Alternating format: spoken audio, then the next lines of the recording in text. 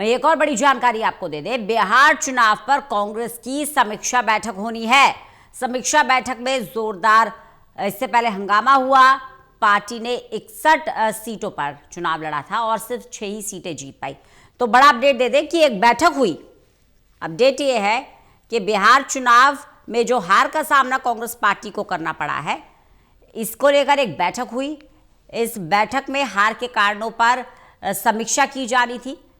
बैठक शुरू होते ही आंतरिक कलह मच गई। आंतरिक कलह के बीच जमकर हंगामा हुआ, माहौल तनावपूर्ण हो गया। संजीव सिंह और जितेंद्र यादव के बीच तीखा विवाद हुआ। वरिष्ठ नेताओं के हस्तक्षेप से यह विवाद सुलझा। प्रदीप कुमार हमारे साथ, हमारे एसोसिएट एडिटर लगातार बने हुए। प्रदीप, चुनाव क्यों हारे इस पर चर्चा करने के लिए बैठक बुलाई गई, लेकिन बैठक में कुछ और ही नजारा देखने को मिला। नेता ही आपस में भिड़ रहे हैं। देखिए, बिहार को लेकर समीक्षा बैठक हुई है बीते कल कांग्रेस के मुख्यालय में, और इस बैठक में कई महत्वपूर्ण बिंदुओं पर चर्चा हुई है।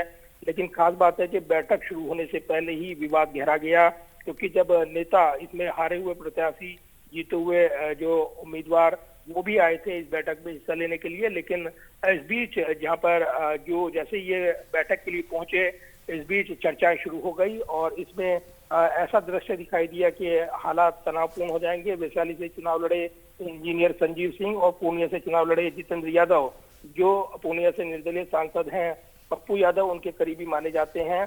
और ये हंगामा हो गया। ये हंगामा इतना तीव्र था कि माहौल तनावपूर्ण हो गया। ये दृश्य कई नेताओं के सामने हुआ। बैठक का माहौल गर्मा गया। हालांकि बाद में वरिष्ठ नेताओं के हस्तक्षेप से विवाद सुलझा है, लेकिन ये बताया जा रहा है कि गाली गलौज, गोली मारने तक की धमकी इस विवाद के दौरान दी गई।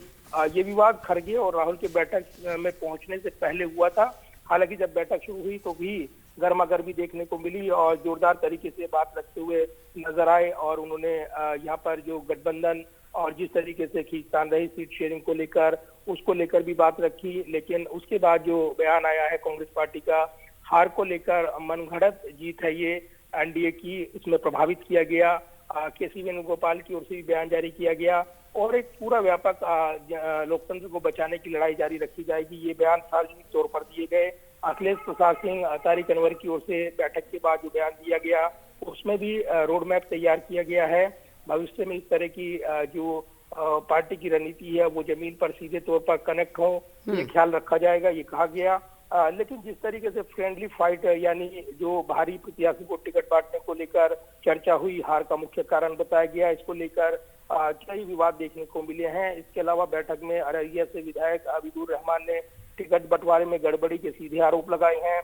कई उम्मीदवारों ने एनडीए सरकार पर वोट खरीदने, मतदाता सूची में हेरफेर, नकद बंटवारे, मुख्यमंत्री महिला रोजगार योजना के दुरुपयोग के आरोप लगाए हैं।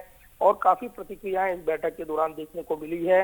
राहुल गांधी की ओर से प्रतिक्रिया दी गई है कि अनुशासनहीनता बर्दाश्त नहीं की जाएगी, सभी को शांत रहने और सुधार पर फोकस करने को कहा गया है। पूरी तरीके से काफी हंगामेदार बैठक रही है। संजना, प्रदीप बने रहिएगा, लगातार आपसे बातचीत करते रहेंगे।